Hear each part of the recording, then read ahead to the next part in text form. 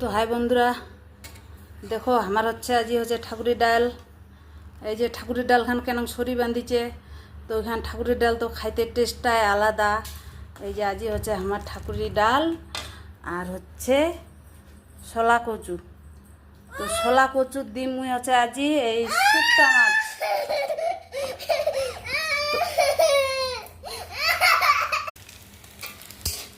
তো হচ্ছে ঠাকুরের ডাল আর হচ্ছে শলা কচু। তো শলা কচুলার মুই অল্প দিন নিচা মাছের শুক্তা, তার মানে চিংড়ি মাছের শুক্তা। তো শুক্তা মাছ তো জানুনকে, শুক্তা মাছ দিলে হচ্ছে ওর সেনটাই আলাদা। তোমার যতই ধর শুক্তা মাছের সেন তো সেনেই উঠিবে। ওই শুক্তা মাছ শুক্তা মাছ দিলে ভালো লাগিবে। এটার জন্য এলা শুক্তা মাছ শলা কচু দিয়া রান্না। আর শলা কচু খাওয়া মনে হয়েছে, শলা কচু আনবা কোনো বাজার কবা যেতে বলে ঝিঙ্গা তরই পটল। তো ঝিঙ্গা তরই তো আমার বাড়ি খায়